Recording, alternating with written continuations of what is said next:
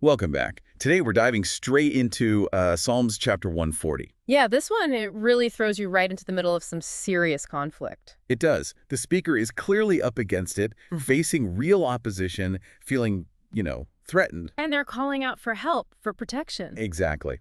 So our goal here is to kind of unpack that. What's the threat really look like in the text? How does the speaker respond? And what's underneath that response, that Yeah. confidence you sense despite everything? Right.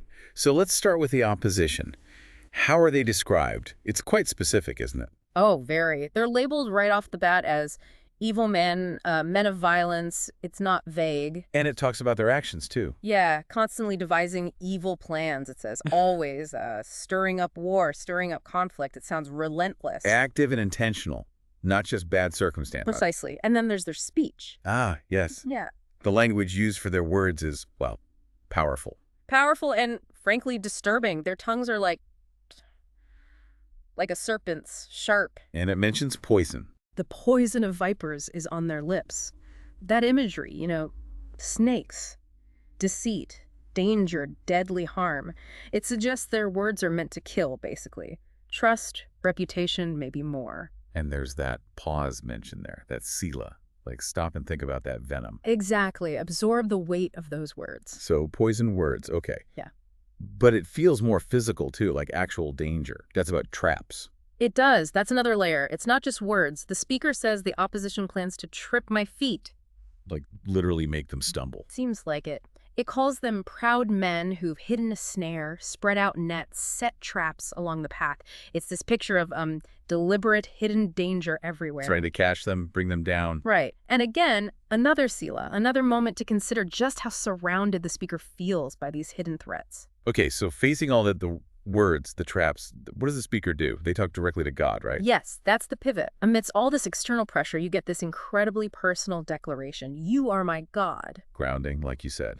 Totally. And then immediately, hear, O Lord, my cry for mercy.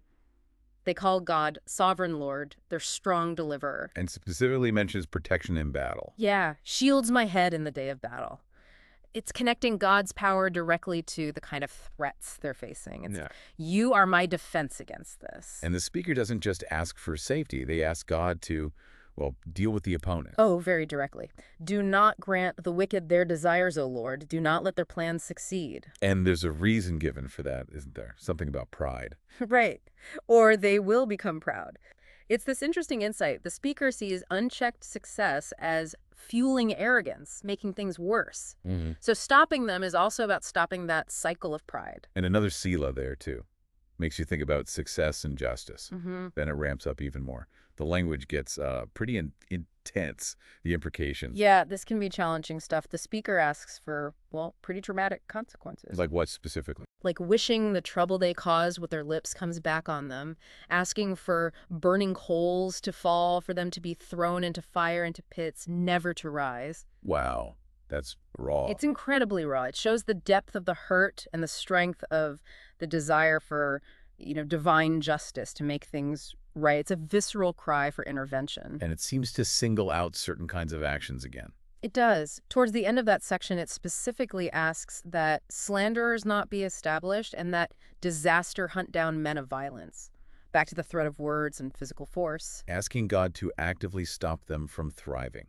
Essentially, yes. But after all that intensity, all that pleading and, well, calling for judgment, the psalm ends on a very different note, doesn't it? A real certainty. That's what's so striking. After everything, the speaker states, I know that the Lord secures justice for the poor and upholds the cause of the needy. But I hope, but I know. Exactly. It's conviction, rooted in who they believe God is. That God's character itself guarantees justice for the vulnerable no matter how things look right now. And that knowledge leads to a final thought about the righteous. Right. The conclusion flows from that certainty. Surely the righteous will praise your name and the upright will live before you. The end game isn't just survival, it's worship. It's dwelling in God's presence. So quite a journey in this one psalm.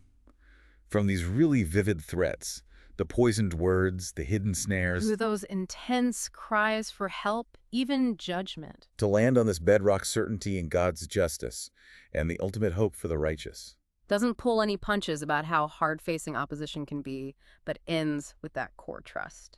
So, as you think about this psalm, maybe consider, what really strikes you about how intense the language is, both for the threats and for the prayers? Does this kind of raw description of facing evil connect with anything in your own thoughts about conflict or justice? Something to mull over.